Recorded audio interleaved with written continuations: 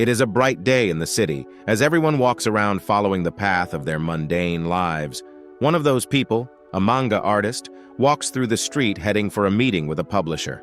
Hoping to get a good break from his new series, he walks into the meeting, but is told by the editor that his new ideas are not good enough.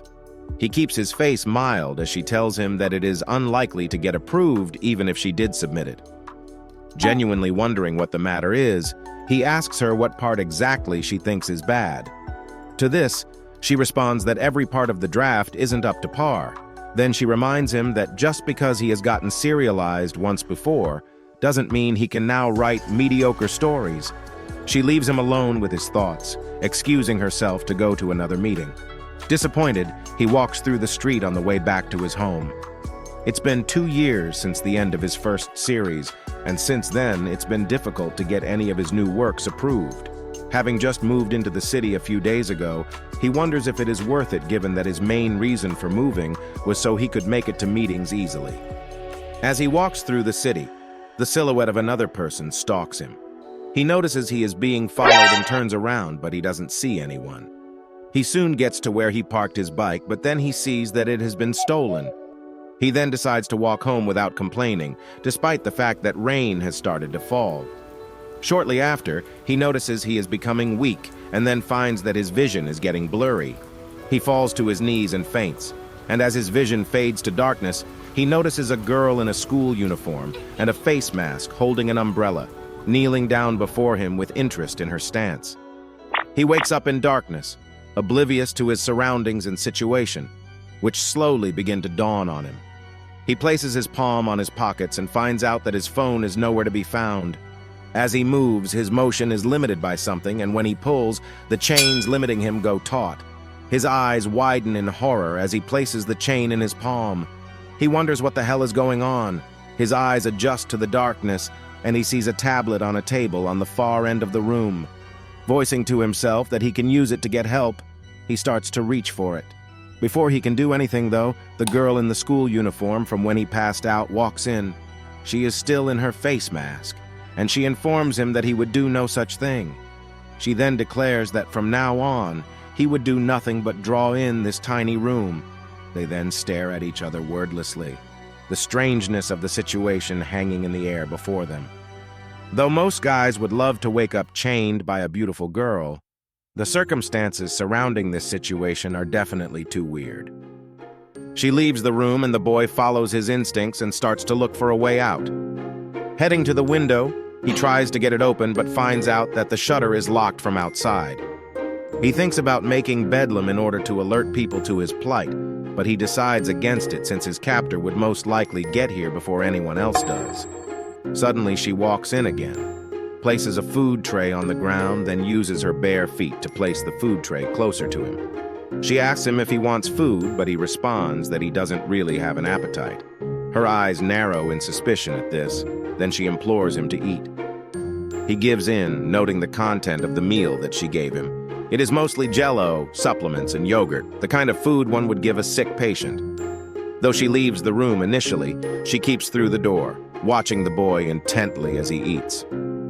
He notices this and thinks it's weird, but he mostly pretends not to know that she is watching. He finds that he cannot remember much from the day he was abducted. On the 3rd day of his confinement, he sits in silence and darkness, his neck leash preventing him from moving too much, when a knock on the door is heard. The girl walks in silently regarding him, but when she looks to the far end of the room to see the tablet being untouched, she looks at him exasperatedly and asks him if he has drawn anything. To this, he responds that he has, but that everything he drew felt like crap, and he didn't feel in the mood to draw anything anymore. On hearing this, her demeanor changes then with hooded eyes. She tells him to try to draw her. Though shocked, he quickly muses that he has drawn high school girls in his mangas before, but then he realizes that he has never taken a good look at one before. Also, this was the first time since his confinement that he has bothered to look at her and observe her details. He starts to notice the most obscure details about her. The shape of her face through the face mask, the length of her eyelashes, the color of her hair, and even the mole on her neck. He noticed the position of her piercings and the designs of her nails. Though he was in no mood to draw the person that confined him, he couldn't stop himself from moving his stylus. Soon after, he completes the drawing and then shows it to her, asking for her opinion on it. Wordlessly, she observes the drawing, then suddenly asks him to take off his clothes. Nervously, he asks why, wondering if he made her angry, but she only responds for him to hurry. He then points out that his clothes would get caught in the chain, and in response to this, she takes the chain off the lock, wrapping it around her hand while wielding a knife, most likely to signal to him not to try anything funny. First of all, he takes off his shirt and then she orders him to take off the bottoms too. Though alarmed, he complies, and she then orders him to walk with her, pulling him out of the rooms and into the corridor. They soon get to the bathroom and she allows him to take a bath. As he reclines in the bathroom, he notices that she is washing his clothes in the machine. He wonders when last he drew something that made people happy. Days pass by and the boy starts to remember bits and pieces from before his confinement. He notices that he is locked in the room of his apartment, which he had just moved into, and that this was lost on him because he wasn't familiar with it yet. He eats while she sits down on the floor in front of him watching him.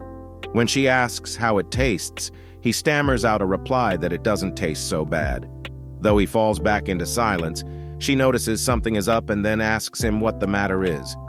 To this, he replies that he feels like he is mooching off her, but she responds to this by telling him that he shouldn't worry because she is using the money from their bank accounts.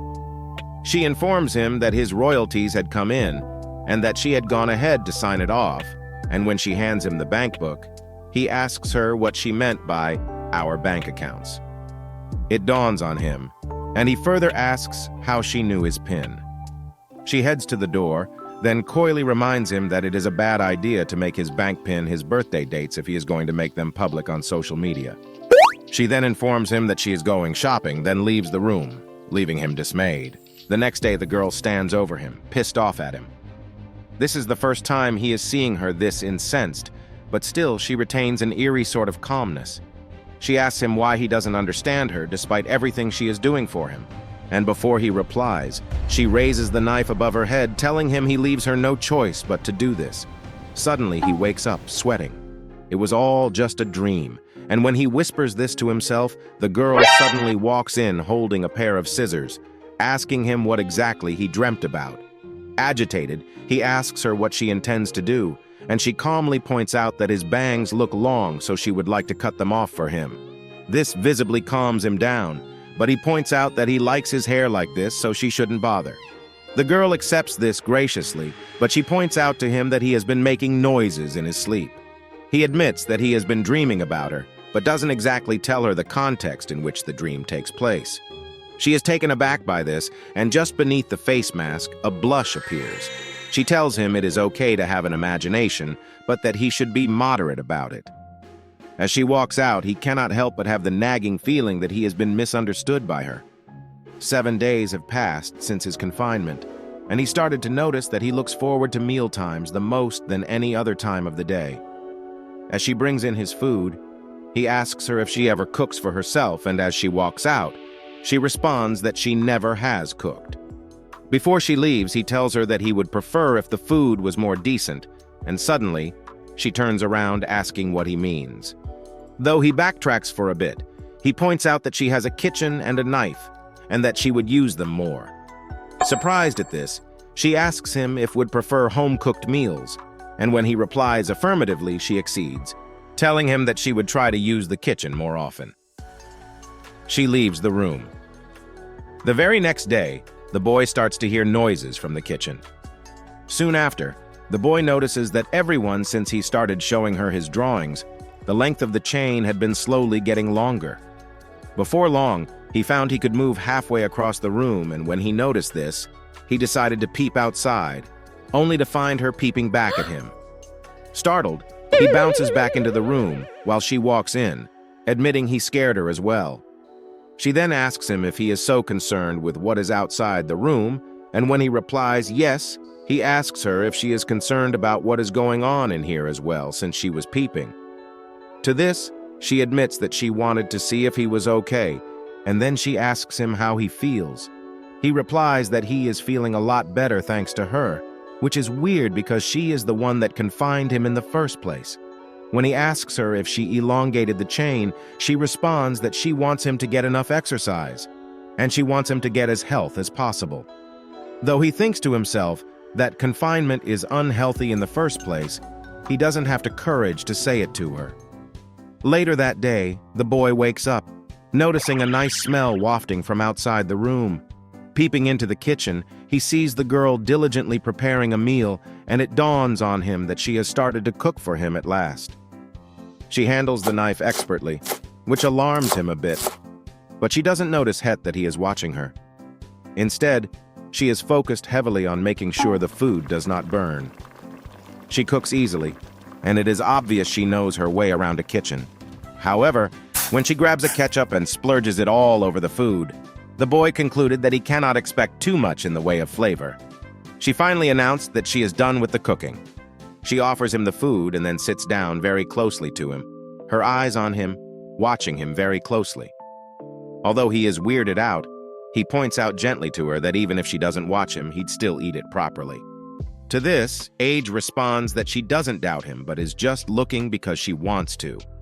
The menu consists of fried eggs with too much ketchup, miso soup in the wrong container, apples sliced into weird rabbit carvings, overcooked pancakes, and some supplements. He thanks her for the food, and as he settles down to feed, she watches Hick V closely. The food enters into his mouth, and for the first time, a very expressive look of surprise comes onto his eyes, which for the first time is also visible from behind his hair. She asks him if he really thinks so, and he replies affirmatively as he continues to eat. As he eats, he thinks about the fact that he isn't actually trying to flatter her. He genuinely thinks the food is good. Though her face is covered from behind her mask, he can see the smile and happiness in her eyes. Not sure if he is daydreaming or not, he continues to eat his food.